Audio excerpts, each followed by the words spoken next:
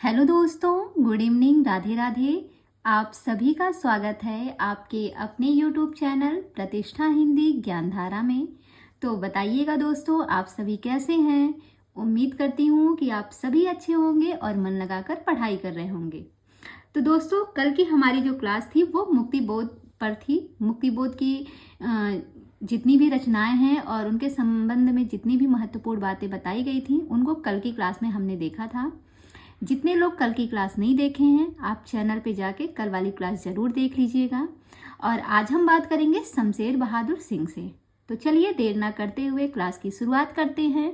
बने रहिएगा शुरू से अंत तक ताकि हर एक पॉइंट अच्छे से आपका क्लियर हो सके। तो देखिएगा, यहाँ पे जो पहला पॉइंट दिया है वो है शमशेर बहादुर सिंह प्रेम और सौंदर्य के कवि हैं। ये जो शमशेर बहादुर सिंह हैं, इन्हें प्रेम और सौंदर्य का कवि कहा जाता है। ये ध्यान रखिएगा, प्रश्न बनता है प्रेम और सौंदर्य का कवि जो है किसे कहा जाता है, तो वो है शमशेर बहादुर सिंह जी। शमशेर बहादुर सिंह के प्रमुख काव्य संग्रह निम्नलिखित हैं। इनके काव्य संग्रह यानी इनकी रचनाओं की अगर हम बात करें तो ये इनकी रचनाएं दी गई हैं।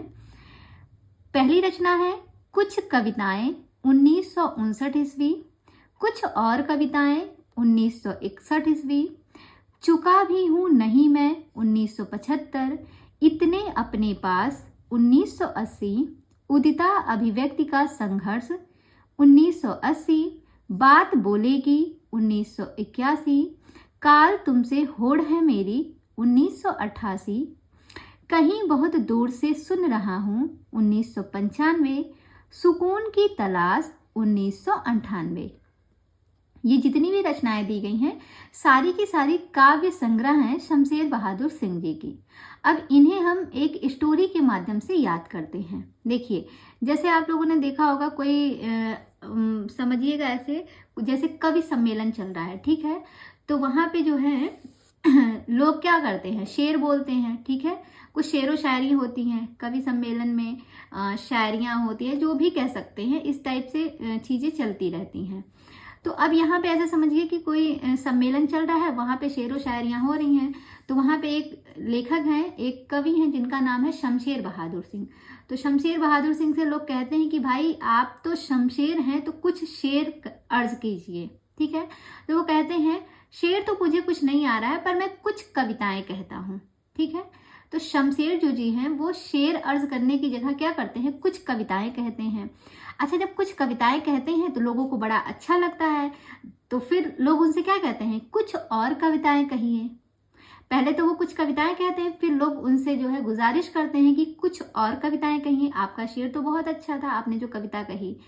तो वो कुछ और कविताएं कहने मतलब उनसे बोला जाता है कि आप कुछ और कविताएं कहिए। तो वो क्या कहते हैं कि अब जो है मैं सुना चुका हूं, अब नहीं है। मतलब मेरे पास जितनी भी कविताएं थी, लिखा है ना चुका भी हूं नहीं मैं, तो चुका भी हूं यानी कि चुका को यहाँ कर लीजिए सुना। अब मैं सुना चुका हूं, अब हूं नहीं मैं, मतलब अब मेरे पास और नहीं है, मुझे मेरे पास जितना था उतना मैंने चुका दिया, उतना मैंने चुका के सुना के चुका दिया। अब नहीं मैं, मतलब कि अब मेरे पास और नहीं है। इसको समझने का प्रयास कीजिएगा, तोड़ के इसको पढ़ेंगे तो आसानी से कनेक्ट होगा। तो देखिएगा, कहीं पे कवि सम्मेलन चल रहा है, वहां पे एक कवि हैं शमशेर बहादुर सिंह, उनसे लोग कहते हैं कि भाई आप तो शमशेर हैं, तो कुछ शेर अर्ज कीजिए। तो वो कहते हैं मैं कुछ कविताएं कहता हूँ। तो वो कुछ कविताएं कहते हैं, उनकी कविताएं लोगों को पसंद आती हैं, तो लोग कहते हैं आप कुछ और कविताएं कहिए। तो वो क्या बोलते हैं, जितना मुझे सुनाना था मैंने सुना दिया, सुना भी दिया हूं, अब नहीं है, अब मेरे पास नहीं है। फिर कहते हैं इतने ही अपने पास थे जितना मैंने सुना दिया। इतने ही अपने पास थे, कितने अपने पास थे, 80 कविताएं अपने पास थी, इतने ही अपने पास कविताएं थी जितना मैंने सुना दिया, अब नहीं है। कहते हैं कि अब जो है उदिता जो है अब अभिव्यक्ति करेगी, अब उदिता अभिव्यक्ति करेगी, मुझे जितना सुनाना था सुना चुका। फिर आगे कहते हैं उदिता अभिव्यक्ति करेगी, यानी कि उस सम्मेलन में उदिता नाम की कोई लड़की बैठी है, तो उससे कहते हैं कि मुझे जितना सुनाना था, मेरे पास जितना था उतना जो है मैंने सुना दिया। अब उदिता जो है अभिव्यक्ति करेगी और आप उसका संघर्ष देखिए। कहते हैं अब जो है उदिता अपनी अभिव्यक्ति करेगी, आप उसका संघर्ष देखिए, वो बात बोलेगी। वो अपनी बात बोलेगी। कौन? उदिता। उदिता अभिव्यक्ति करेगी, उसका संघर्ष आप देखिए। उदिता अपनी बात बोलेगी, बात बोलेगी यानी कि अपनी बात यानी कि बात बोलेगी। ये इनकी रचना करेक्ट हो गई। फिर आगे है काल तुमसे होड़ है मेरी। फिर वो कहते हैं उदिता जो है अपनी बात बोलेगी क्योंकि कल से ही मेरा उसके साथ क्या हो गया था? होड़ हो गया था। किससे? उदिता के साथ। शमशेर कहते हैं उदिता जो है अब जो है उदिता अपनी अभिव्यक्ति का संघर्ष दिखाएगी और अपनी बात बोलेगी क्योंकि कल तुमसे, कल यानी कि जो बीत गया, यहाँ पे काल लिखा है ना, इसको कल बना दीजिए। लिखा है काल तुमसे होड़ है मेरी, तो वही कहते हैं कि कल जो है मेरी उदिता से क्या हो गई थी? होड़ हो गई थी। और कहीं बहुत दूर से मैं सुन रहा हूँ। फिर आगे कहते कहीं बहुत दूर से मैं सुन रहा हूँ कि उदिता ही बोलेगी, तो अब उदिता को मौका दीजिए। और मुझे जो है सुकून की तलाश चाहिए। मुझे क्या है? मुझे अब इन सारी चीज़ों से थोड़ा सा सुकून चाहिए। मुझे जितना कहना था मैंने कह दिया, अब जो बोलना है वो उदिता बोलेगी। तो इस स्टोरी के माध्यम से सारी रचनाएं कनेक्ट हो गई हैं। एक बार फिर से सुनिएगा ताकि आपको याद हो जाए। समझिएगा, कहीं पे कोई प्रोग्राम चल रहा है, वहाँ पे लोगों ने कहा शमशेर को कि आप तो भाई शेर हैं, तो कुछ शेर अर्ज कीजिए। तो वो कहते हैं चलिए हम कुछ कविताएं कहते हैं। तो शमशेर कुछ कविताएं कहते हैं। फिर उनसे कहा जाता है कि कुछ और कविताएं सुनाइए। तो वो कहते हैं कि अब सुना चुका अब नहीं है मेरे पास। अब सुना चुका अब नहीं है, इतने अपने पास थे। इतने अपने पास थे कितने? 80। बस 80 कविताएं अपने पास थी और मैंने सारी सुना दी। फिर आगे कहते हैं अब उदिता अभिव्यक्ति करेगी, आप उसका संघर्ष देखिए और वो अपनी बात बोलेगी क्योंकि काल तुमसे होड़ हो गई थी मेरी। काल तुमसे यानी कि यहाँ पे उदिता को रख लीजिए। फिर आगे वो कहते हैं कि काल जो है मेरी उससे होड़ हो गई थी और कहीं बहुत दूर से मैं सुन रहा था कि जो है उदिता बोलेगी, तो अब उसको बोलने का मौका दीजिए और मुझे अब सुकून की तलाश चाहिए। तो इससे सारी रचनाएं कनेक्ट हो गई। आसानी से आप याद रख सकते हैं किसकी हैं? शमशेर बहादुर सिंह जी की हैं। आगे देखेंगे शमशेर की कविताओं के संदर्भ में कुछ महत्वपूर्ण कथन निम्नलिखित हैं। जो शमशेर बहादुर सिंह की ये कविताएं हैं, इनके संदर्भ में कुछ महत्वपूर्ण कथन दिए गए हैं। तो आइए देखते हैं कौन कौन से लेखक ने क्या क्या कहा है इनकी कविताओं के विषय में। सबसे पहले आते हैं लेखक अज्ञेय जी। अज्ञेय यानी कि सच्चिदानंद हीरानंद वात्स्यायन अज्ञेय जी। इनका कथन है शमशेर कवियों का कवि है। जो शमशेर है ये कवियों का कवि है। ये किसने कहा है? सच्चिदानंद हीरानंद वात्स्यायन अज्ञेय ने। कहते हैं शमशेर कवियों का कवि है, ये बात सच है। सच से सच्चिदानंद आप कनेक्ट कर लेंगे। शमशेर कवियों का कवि है, ये बात सच है। सच से सच्चिदानंद कनेक्ट हो जाएगा। अज्ञेय जी का पूरा नाम है, याद हो जाएगा। फिर आगे आते हैं मलयज। अगले जो लेखक हैं वो हैं मलयज। मलयज कहते हैं कि शमशेर मूड्स के कवि हैं, किसी विजन के नहीं। शमशेर जो हैं वो मूड्स के कवि हैं, किसी विजन के नहीं। ये किसने कहा है? ये मलयज ने कहा है। तो मलयज मूड्स थोड़ा सा मिलता जुलता है। तो कहते हैं भाई हमारे मूड को कोई मल नहीं सकता। अगर कोई सोचे कि हमारे मूड को कोई बिगाड़ सके, हाँ, जैसे लोग कहते हैं मेरा मूड ऑफ कर दिया, मेरे दिमाग को खराब कर दिया, थोड़ा परेशान हो जाता है जब इंसान, तो कहते हैं ना शमशेर मूड्स के कवि हैं। तो यहाँ पे आप इनको जोड़ सकते हैं, मूड्स और मलयज। भाई हमारे मूड को ऐसे ही हर कोई नहीं मल सकता कि हमारा मूड जब जो चाहे वो मेरे मूड को जो है खराब कर दे, नहीं। तो वहाँ से आप इनको कनेक्ट कर सकते हैं कि हमारे मूड को हर कोई नहीं मल सकता। नहीं मल सकता यानी कि मलयज, याद हो जाएगा। अगले जो विद्वान है वो है मुक्तिबोध। मुक्तिबोध की अगर हम बात करें तो इन्होंने क्या कथन कहा है सुनिएगा। इनका कहना है शमशेर की आत्मा ने अपनी अभिव्यक्ति का एक प्रभावशाली भवन अपने हाथों से तैयार किया। उस भवन में जाने से डर लगता है, उसके गंभीर प्रयत्न साध्य पवित्रता के कारण। ये कथन जो है मुक्तिबोध के द्वारा कही गई है। कहते हैं शमशेर की आत्मा ने अपनी अभिव्यक्ति का एक प्रभावशाली भवन अपने हाथों से तैयार किया। अब इसमें आप सारी लाइनें आपने पढ़ ली, आपने ये चीज पढ़ी है, भवन जो है अपने हाथों से तैयार किया। देखिए, जब कोई व्यक्ति ना जॉब वगैरह करता है, उसके पास मकान नहीं रहता है, तो वो सोचता है यार उसकी ज़िंदगी में एक ये चीज़ रहती है ना कि कुछ करे ना करे लाइफ में, एक अपना खुद का मकान होना चाहिए। अगर मैं अपना खुद का मकान बना लूँगा तो समझूंगा कि मुझे जो है मतलब मैं सारे कामों को अच्छे तरीके से कर लिया, उसके बाद भले ही ईश्वर मुझे मुक्ति दे दे। होता है ना। तो एक प्रभावशाली भवन को जब हम अपने हाथों से तैयार कर लेते हैं, उसके बाद भले ही ईश्वर हमें मुक्ति दे दे, हमें कोई दिक्कत नहीं होती है। तो यहाँ से आप इनको अगर कनेक्ट करना चाहिए तो कर सकते हैं। जैसे बहुत से बच्चे होते हैं, वो लाइफ में क्या करते हैं, पापा की कमाई पे ही जीते खाते हैं और चले जाते हैं, कुछ अपना नहीं करके दिखा पाते ना, लाइफ में कुछ और कर ही पाते हैं। तो मुझे लगता है जितने भी लड़के हैं वो आगे चल के जो है वो भी अपना परिवार बढ़ाएंगे, संभालेंगे। तो लाइफ में कुछ करिए ना करिए, लेकिन हाँ इतनी अपनी जमा पूंजी रखिए कि आप एक मकान जरूर बना सके और खुद कह सके कि हाँ ये मतलब मैंने अपने बलबूते पे बनाया है। नहीं मकान बना पा रहे हैं, जमीन ही खरीद लीजिए, छोटा सा ही 1-2 कमरा बनाइए। तो लेकिन अगर आप अपने भवन को अपने हाथों से तैयार करेंगे, मतलब खुद के पैसे से बनाएंगे, तो उसमें जो सुकून मिलेगा वो कहीं और नहीं मिलेगा। उसके बाद अगर आप चाहते भी है ना, तो कम से कम पीठ पीछे आपको कोई कोसेगा नहीं। सब लोग ये कहेंगे भाई इनके बेटवा ने इनका इतना बनवा के इनको दे दिया था, तो वो बहुत गर्व की बात होती है। तो आप इनको उसी से कनेक्ट कर सकते हैं। एक प्रभावशाली मकान को, एक प्रभावशाली भवन को अगर हम अपने हाथों से तैयार कर लेते हैं, उसके बाद अगर हमें मुक्ति मिलती है तो हमें कोई दिक्कत नहीं है। मुक्ति से मुक्ति बोध को कनेक्ट करना है, इसलिए मैं बार बार मुक्ति शब्द का प्रयोग कर रही हूँ। आगे बढ़ते हैं। नेक्स्ट है मुक्ति बोध। इनका फिर से एक कथन है, वो कथन है, प्रणय जीवन का प्रसंगबद्ध रसवादी कवि है।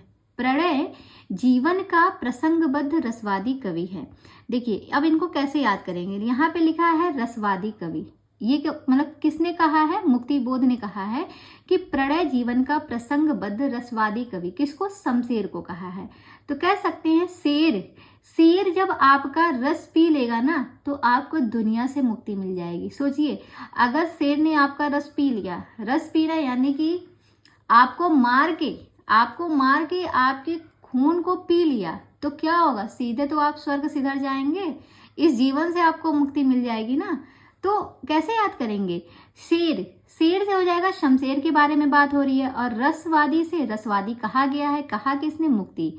तो जब शेर आपके रस को पी लेगा तो आपकी दुनिया से मुक्ति हो जाएगी। कनेक्ट हो गया, आसानी से याद हो जाएगा।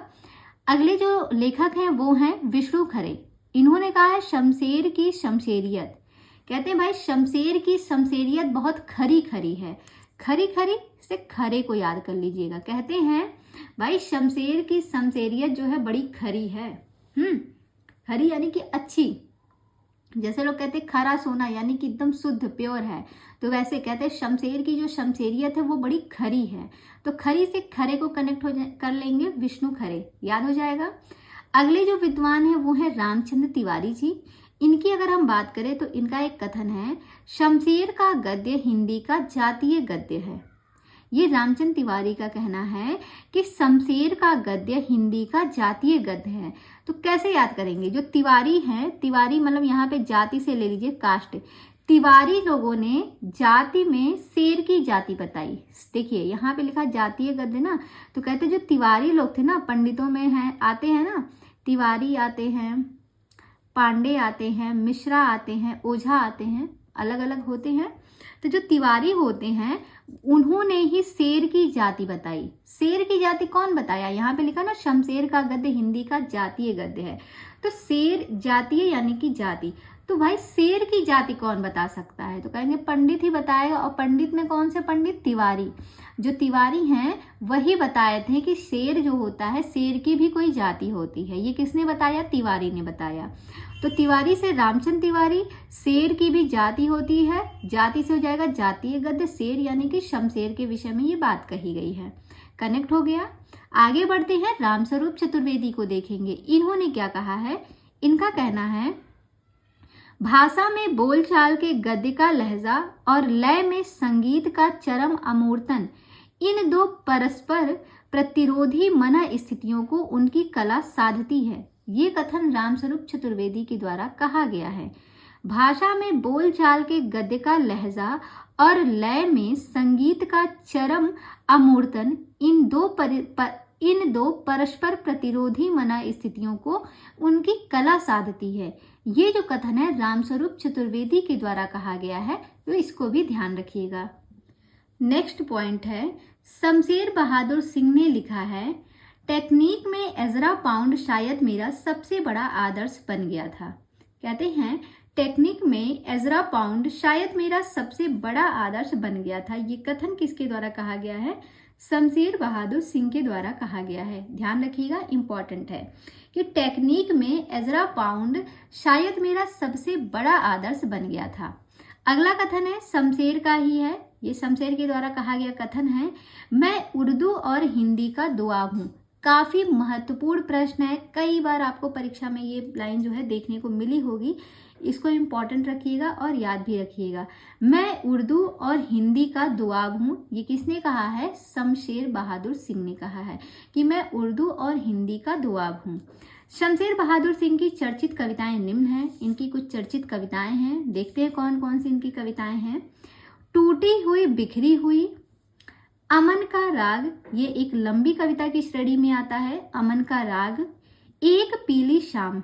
एक पीली शाम को याद रख सकते हैं। अगर शेर आपके सामने आ जाए, शेर आपके सामने आए तो आप भी क्या होते हैं? चेहरे का रंग आपके पीला पड़ जाएगा। अगर शेर आपके सामने आ गया ना, सामने से शाम हो गया, और जब शेर सामने आता है तो क्या होता है? चेहरा पीला पड़ जाता है। ठीक है, तो पीला से पीली हो गया, तो एक पीली शाम शेर के आने पर हो गई। शमशेर कनेक्ट हो जाएगा। धूप कोठरी के आईने में खड़ी, धूप जो है कोठरी के आईने में खड़ी है। क्यों? क्योंकि बाहर शेर है, ऐसे याद रख सकते हैं। धूप भाई कोठरी के आईने में ही खड़ी है, बाहर नहीं आ रही है। क्यों नहीं आ रही? क्योंकि बाहर तो शेर खड़ा है, तो धूप भी जो है वो कोठरी के आईने में ही खड़ी है, बाहर नहीं आ रही है। याद हो जाएगा, शमशेर का है। फिर अगली रचना है, घिर गया है समय का रथ। समय का रथ भी घिर गया है। क्यों? क्योंकि बाहर जो है शमशेर है, बाहर क्या है? बाहर शेर है। इस वजह से समय का जो रथ है वो भी घिर गया है चारों तरफ से। चारों तरफ से समय का रथ भी घिर गया है, वो भी आगे नहीं बढ़ पा रहा है। क्यों? क्योंकि बाहर शेर है। उसके बाद है समय साम्यवादी। अगली रचना है समय साम्यवादी। ये सारी की सारी रचनाएं शमशेर बहादुर सिंह की चर्चित कविताओं में शामिल हैं।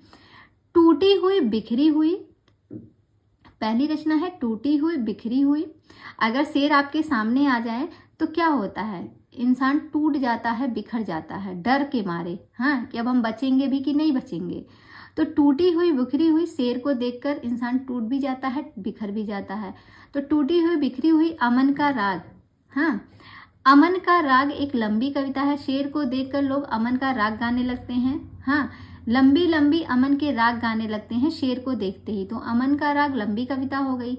एक पीली शाम, शेर को शाम में देखते ही क्या होता है? शेर को सामने देखते ही चेहरे का रंग पीला पड़ जाता है, तो पीली शाम शमशेर बहादुर सिंह।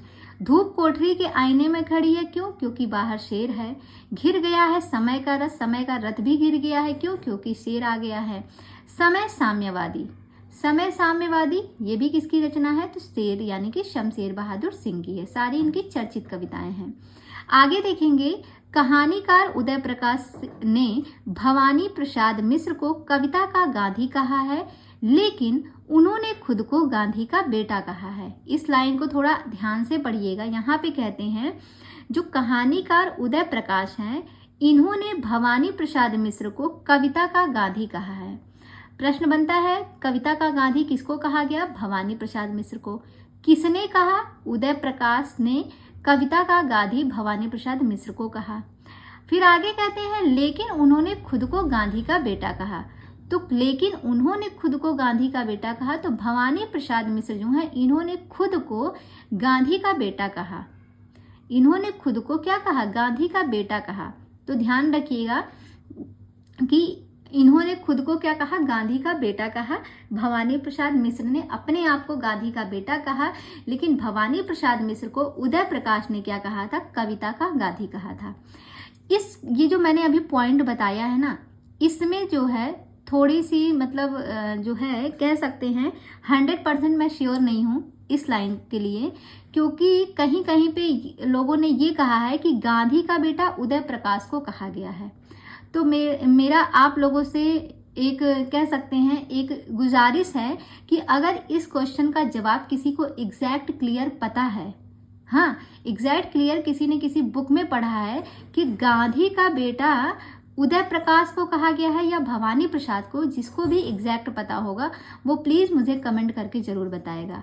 आप मेरे अगर टेलीग्राम ग्रुप से जुड़े होंगे तो आप वहाँ पे जाके मुझे पर्सनल मैसेज कीजिएगा और ये चीज़ मुझे बताइएगा।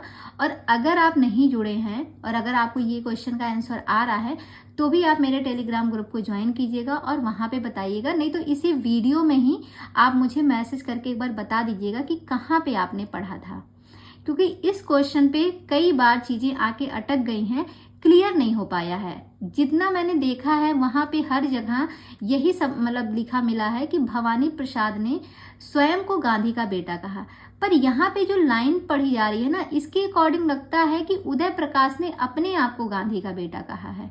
तो इस चक्कर में दोनों पॉइंट्स में बड़ी दिक्कत होती है। इसलिए मेरा आप लोगों से रिक्वेस्ट है कि अगर इस क्वेश्चन का सही जवाब किसी को पता होगा तो आप बताइएगा जरूर, ठीक है। आगे बढ़ते हैं। भवानी प्रसाद मिश्र के काव्य संग्रह निम्नलिखित है। अब इनके काव्य संग्रह जो दिए गए हैं इनको हम देख लेते हैं।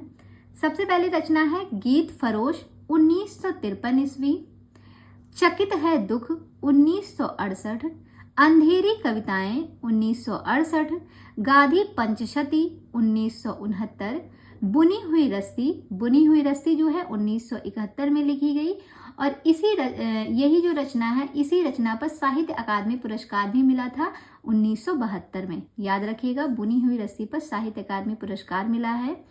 फिर है खुशबू के शिलालेख 1973 की रचना है। अगली रचना है व्यक्तिगत 1973 की है और याद रखिएगा ये जो व्यक्तिगत रचना है ये लक्ष्मी नारायण लाल का नाटक है। व्यक्तिगत जो है लक्ष्मी नारायण लाल के द्वारा लिखा गया नाटक है और यहाँ पे व्यक्तिगत जो है भवानी प्रसाद मिश्र का काव्य संग्रह है 1973 का। दोनों पॉइंट याद रखिएगा। अगली रचना है अंतर्गत 1979 का है। अनाम तुम आते हो 1979 का है ये भी। परिवर्तन जिए 1976, इदम नमम 1977, त्रिकाल संध्या 1978, शरीर कविता फसलें और फूल 1980, शरीर कविता फसलें और फूल 1980, मान सरोवर दिन 1981, संप्रति 1982, नीली रेखा तक 1984, तूस की आग 1985 और कालजयी 1980 की रचना है जो कि एक खंड काव्य है। तो यहाँ पे जितनी भी रचनाएं अभी हमने पढ़ी सारी की सारी काव्य संग्रह हैं भवानी प्रसाद मिश्र की। 18 रचनाएं हैं, एक बार इनको फटाक से फिर से देख लेते हैं। गीत फरोश 1953, चकित है दुख 1968, अंधेरी कविताएं 1968, गाधी पंचशती 1969, बुनी हुई रस्सी 1971, खुशबू के शिलालेख 1973, व्यक्तिगत 1973, अंतर्गत 1979, अनाम तुम आते हो 1979, परिवर्तन जिए 1976, इदम नमम 1977, त्रिकाल संध्या 1978, शरीर कविता फसलें और फूल 1980, मान सरोवर दिन 1981, संप्रति 1982, नीली रेखा तक 1984, तूस की आग 1985 और कालजयी 1980 की रचना है। ये एक खंड काव्य है। यहाँ पे जो इनकी रचना है कालजयी 1980 की है, ये खंड काव्य है। तो आप इनको याद रख सकते हैं। काल जब आता है किसी का तो वो क्या कर देता है, वो लोगों को खंड खंड कर देता है। काल जो है वो सभी को क्या करता है, खंड खंड कर देता है, खंडित कर देता है, खंड खंड करके उनको तोड़ देता है। जब किसी के ऊपर काल मंडराता है तो काल सभी का खंड खंड कर देता है। ऐसे ही आप इनको याद रख सकते हैं कि कालजयी जो है ये इनका खंड काव्य है, ठीक है। तो यहाँ पे हमने भवानी प्रसाद मिश्र की सारी रचनाओं को देखा। आगे देखिएगा, एक पॉइंट दिया है, भवानी प्रसाद मिश्र को सहजता का कवि कहा गया है। जो भवानी प्रसाद मिश्र हैं इनको सहजता का कवि कहा जाता है। तो याद रखिएगा, सहजता का कवि तो इनको कहा जाता है, लेकिन कहा किसने था? तो ये अज्ञे जी ने कहा था। इसको नोट कर लीजिएगा, भवानी प्रसाद मिश्र को सहजता का कवि किसने कहा था? अज्ञे जी ने कहा था। नेक्स्ट पॉइंट है, भवानी प्रसाद मिश्र की चर्चित कविताएं निम्नांकित हैं। इनकी जो चर्चित कविताएं हैं वो कौन कौन सी हैं? पहला है कमल के फूल। ये जितना भी हम पढ़ने जा रहे हैं ये इनकी सारी चर्चित कविताएं हैं भवानी प्रसाद मिश्र की। पहला है कमल के फूल, दूसरा है सतपुड़ा के जंगल, तीसरी रचना है वाड़ी की दीनता, चौथा है टूटने का सुख और पांचवी रचना है गीत फरोश। ये सारी की सारी भवानी प्रसाद मिश्र की चर्चित कविताएं हैं। अब इन्हें कैसे याद रखेंगे? जो चर्चित कविताएं हैं, तो देखिए इनको आप जोड़िएगा कि जो भवानी है, भवानी देवी, तो भवानी का जो मंदिर है वो सतपुड़ा के जंगल में है। होता है ना मंदिर आपने देखा होगा, पहाड़ के ऊपर होता है, जंगलों में होता है, गुफाओं में होता है। तो वैसे ही याद कर सकते हैं, जो भवानी का मंदिर है वो सतपुड़ा के जंगल में था। और जब सतपुड़ा के जंगल में भवानी का मंदिर था तो वहाँ पे जब लोग जाते हैं तो कमल के फूल लेकर जाते हैं। एक वहाँ की मान्यता है, जैसे अलग अलग जगह की रहती है, तो कहीं पे रहता है कि भैया यहाँ पे खिचड़ी बनती है, किसी के यहाँ रहता है यहाँ पे बस नारियल चढ़ता है, किसी किसी भगवान के यहाँ आप मंदिर में जाते हैं तो वहाँ पे प्रसाद ही नहीं चढ़ाया जाता है बस, और कहीं कहीं रामदाना रहता है, मतलब अलग अलग जगह का अलग अलग रहता है। तो जो भवानी का मंदिर था वो सतपुड़ा के जंगल में था और वहाँ की मान्यता थी कि वहाँ पे आप कमल का फूल लेकर जाइए। तो कमल के फूल लेकर जाते हैं, एक व्यक्ति हैं वो भवानी के मंदिर में जाते हैं, जो कि सतपुड़ा के जंगल में भवानी का मंदिर है, वहाँ पे जाते हैं कमल का फूल लेकर। जब वहाँ जाते हैं तो अपनी वाड़ी की दीनता से टूटने का सुख, मतलब इनका जितना भी सुख था सारा टूट चुका है, बस दुख ही दुख बचा है। और वाड़ी की दीनता, अपनी वाड़ी की दीनता के माध्यम से इनके टूटने का जो सुख था उसको ये बयां करते हैं गीतों से, गीत गा के। गीत से गीत फरोश कनेक्ट हो जाएगा। तो समझ में आया कि भगवान, जब इंसान बहुत दुखी होता है तभी भगवान की शरण में जाता है। तो ऐसे ये बहुत दुखी थे, तो ये भवानी के मंदिर जाते हैं। भवानी का मंदिर कहाँ है? सतपुड़ा के जंगल में है। तो जब वहाँ जाते हैं तो कमल का फूल लेकर जाते हैं और अपनी वाड़ी की दीनता से अपने टूटने के सुख को गीतों के माध्यम से बयां करते हैं। तो गीतों के माध्यम से, गीत से हो जाएगा गीत फरोश। ये सारी इनकी चर्चित कविताएं हैं। आगे देखेंगे नरेश मेहता। ये तो हो गया भवानी प्रसाद मिश्र का। नरेश मेहता नए कवियों में महत्वपूर्ण हस्ताक्षर हैं। इनकी प्रमुख रचनाएं निम्न हैं। इनकी रचनाओं की बात करें तो इनकी रचनाएं हैं, इनकी जो रचनाएं हैं काव्य संग्रह में अगर हम देखेंगे तो काव्य संग्रह इनकी है वन पाखी सुनो, वन पाखी सुनो, बोलने दो चीड़ को, मेरा समर्पित एकांत, चैत्या और उत्सवा। ये सारी रचनाएं इनकी काव्य संग्रह हैं। किसकी? नरेश मेहता की। याद रखिएगा, नरेश मेहता की जो काव्य संग्रह है वो है वन पाखी सुनो और बोलने दो चिड़ को। नरेश मेहता कहते हैं कि वन पाखी सुनो, बोलने दो चिड़ को, मेरा समर्पित एकांत, चैत्या और उत्सवा को है।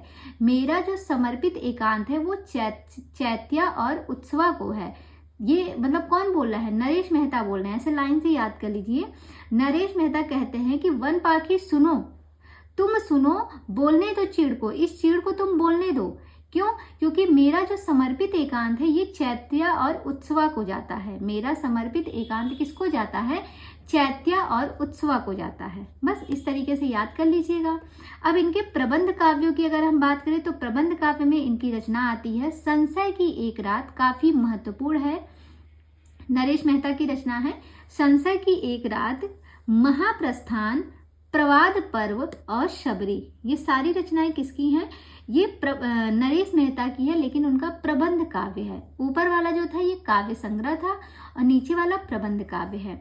संशय की एक रात, महाप्रस्थान, प्रवाद पर्व और शबरी। तो कह सकते हैं सबरी जो है प्रवाद पर्व के दिन, सबरी जो है प्रवाद पर्व के दिन क्या करती है? संशय की एक रात में महाप्रस्थान करती है। हाँ, संशय की एक रात थी, मतलब उस दिन संशय भरी रात थी, वो डिसाइड नहीं कर पा रही थी उसको क्या करना है। और वो दिन कैसा था? प्रवास पर्व था, प्रवाद का पर्व था। ठीक है, तो कहते हैं जो शबरी थी वो संशय की एक रात प्रवाद पर्व के दिन क्या करती है? महाप्रस्थान कर जाती है। ये नरेश मेहता के द्वारा लिखे गए प्रबंध काव्य हैं। और सबरी यहाँ पे जो रचना है ना, ये इनका प्रबंध काव्य है नरेश मेहता का। लेकिन यहीं पे नोट कर लीजिए, शबरी जो यहाँ पे सबरी है और एक रचना है सराबी। सराबी जो है ये उग्र की रचना है। सराबी उग्र का उपन्यास है और यहाँ पे शबरी जो है ये नरेश मेहता की रचना है। तो सराबी अगर पूछेगा तो सराबी उग्र की रचना है, ध्यान रखिएगा।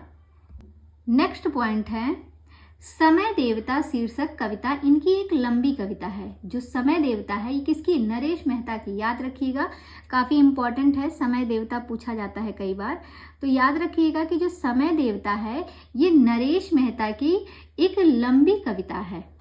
ये कविता है समय देवता और उनकी लंबी कविता में आता है, जिसमें धरती के विभिन्न भागों की सांस्कृतिक राजनीतिक स्थिति का सिनेरियो प्रस्तुत किया गया है। ये प्रश्न बहुत इंपॉर्टेंट है, कई बार पूछा गया है कि नरेश मेहता की ऐसी कौन सी रचना है जिसमें धरती के विभिन्न भागों की सांस्कृतिक राजनीतिक स्थिति का सिनेरियो प्रस्तुत किया गया है, तो वो रचना है समय देवता। आगे कहते हैं नरेश मेहता की अन्य चर्चित व महत्वपूर्ण रचनाएं निम्नलिखित हैं। ये नरेश मेहता की और कौन कौन सी रचनाएं हैं? जो चर्चित रचनाएं हैं वो हैं उषस 1, 2, 3, 4, इसके 4 भाग हैं। फिर दूसरी रचना है किरण धेनुएं और तीसरी है चाहता मन। ये तीनों रचनाएं नरेश मेहता की चर्चित व महत्वपूर्ण रचनाओं के अंतर्गत आती हैं। तो अगर दोस्तों आपको ये सेशन पसंद आ रहा है तो प्लीज़, अगर वीडियो को अभी तक लाइक नहीं किया है तो वीडियो को लाइक कर दीजिए और जितना ज़्यादा हो सके मेरी वीडियो को अपने दोस्तों में शेयर ज़रूर कीजिएगा। और चैनल को सब्सक्राइब नहीं किया है तो चैनल को भी सब्सक्राइब कर लीजिएगा। और हाँ, जितने भी लोग ये जो मैं पुस्तक पढ़ा रही हूँ, अगर इससे आप लोगों को क्विज करनी है तो मेरी क्विज स्टार्ट कर दी गई है कल से, यानी कि 1 अक्टूबर से क्विज जो है स्टार्ट कर दी गई है। और स्टार्टिंग वही भाषा विज्ञान से, इस पुस्तक की जो शुरुआत है वो भाषा विज्ञान से हुई है। तो पेज नंबर 1 से जो है मैंने क्विज स्टार्ट कर दी है कल की डेट में।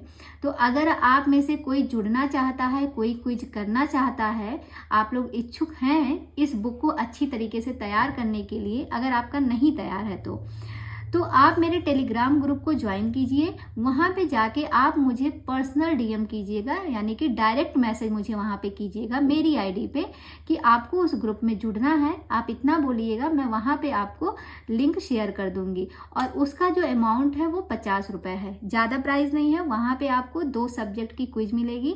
एक आपको काव्यशास्त्र की क्विज कराई जाएगी, जिससे आपका काव्यशास्त्र वाला पार्ट, क्योंकि काव्यशास्त्र थोड़ा टफ पड़ जाता है हिंदी में, तो काव्यशास्त्र की तैयारी वहाँ पे क्विज के माध्यम से होगी।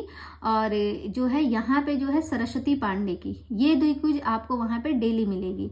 तो अगर आप करना चाहते हैं तो आप मेरे ग्रुप को वहाँ पे ज्वाइन कीजिए, टेलीग्राम ग्रुप को। और टेलीग्राम ग्रुप को ज्वाइन करने के लिए आपको मेरे डिस्क्रिप्शन में जाना होगा। वहाँ पे मेरे टेलीग्राम ग्रुप की आईडी जो है वहाँ पे पड़ी हुई है, तो वहाँ से आप जो है मेरे टेलीग्राम ग्रुप को ज्वाइन कर सकते हैं। लिंक वहाँ पे आपको मिल जाएगा। अगर कोई समस्या होती है तो आप मुझे जो है इसी वीडियो में जो है कमेंट करके बोल दीजिएगा कि आपको टेलीग्राम की लिंक चाहिए, मैं आपको पर्सनल शेयर कर दूंगी।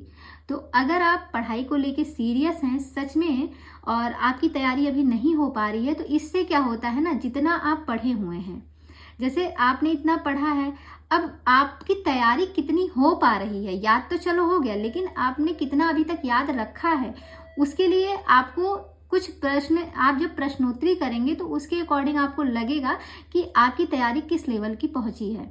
तो अभी जैसे मैंने पढ़ा दिया, आपको समझ में आ गया। अब जैसे आपको क्विज करना रहेगा तो आपको पता रहेगा कि आज यहाँ से लेके यहाँ तक के पेज नंबर की क्विज होगी। तो आप क्या करेंगे, उस चीज़ को पढ़ेंगे। एक बार आप पढ़ेंगे, फिर मेरे द्वारा जो क्विज कराई जाएगी आप उस क्वेश्चन को करेंगे।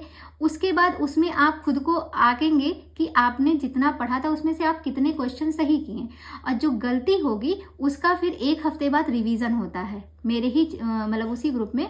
1 हफ्ते बाद जितना भी क्वेश्चन क्विज कराई जाएगी सारे का 1 हफ्ते में रिवीजन कराया जाता है।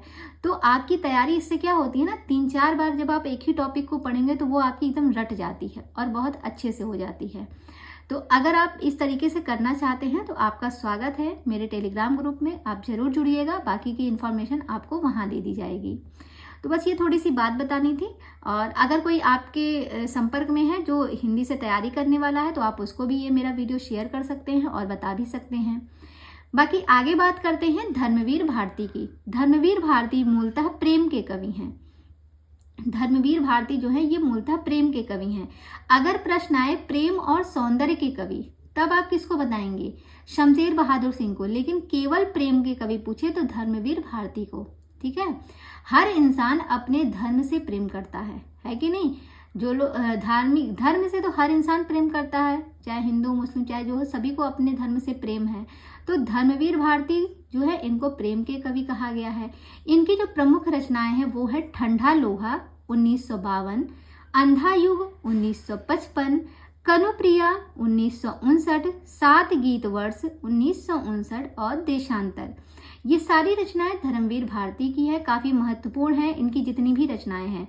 ठंडा लोहा 52 की है, अंधा युग 55 की है, कनुप्रिया 59 की है और 7 गीत वर्ष 1959 की है और लास्ट रचना है देशांतर। सारी की सारी धर्मवीर भारती की है। आगे कहते हैं कनुप्रिया में राधा और कृष्ण के प्रेम का वर्णन है। जो धर्मवीर भारती की रचना है कनुप्रिया 1959 की, इसमें राधा और कृष्ण के प्रेम का वर्णन प्रस्तुत किया गया है। अगली रचना है देशांतर। देशांतर काव्य संग्रह विदेशी कविताओं का संग्रह है। जो देशांतर इनकी काव्य संग्रह है यह जो है विदेशी कविताओं का संग्रह है, मतलब इसमें विदेशी कविताएं जो है इसमें लिखी गई हैं, देशांतर में रखी गई हैं। आगे कहते हैं प्रेमथ्यु गाथा एक लंबी कविता है। प्रेमथ्यु गाथा जो है ये एक लंबी कविता है। प्रेमथ्यु एक यूनानी पौराणिक पुरुष हैं। इसमें जो प्रेमथ्यु है ये क्या है? ये एक यूनानी पौराणिक पुरुष हैं। आगे है मदन वात्स्यायन। मदन वात्स्यायन का मूल नाम लक्ष्मी निवास सिंह था। जो मदन वात्स्यायन जी हैं इनका मूल नाम क्या था? तो इनका मूल नाम लक्ष्मी निवास सिंह था। याद रखिएगा, ये प्रश्न आपका कभी पूछ सकता है, मदन वात्स्यायन का मूल नाम क्या था? तो इनका जो मूल नाम था वो था लक्ष्मी निवास सिंह। ठीक है। तो दोस्तों इसी के साथ आज की क्लास को हम यहीं पे विराम देते हैं। इसके आगे जो है हम लोग कल की क्लास में देखेंगे सर्वेश्वर दयाल सक्सेना के जी के विषय में। बाकी और भी कुछ और कवि हैं उनको भी हम कल की क्लास में ही देखेंगे। तो आज की क्लास को हम यहीं तक रखते हैं। अगर आपको ये सेशन पसंद आया है, क्लास अच्छी लगी है, तो प्लीज़ जाते जाते वीडियो को लाइक करते जाइएगा और कमेंट करके अपने सुझाव हम तक जरूर पहुंचाइएगा। तो दोस्तों मिलते हैं कल ठीक इसी टाइम पे शाम 6 बजे। तब तक के लिए बाय बाय, टेक केयर।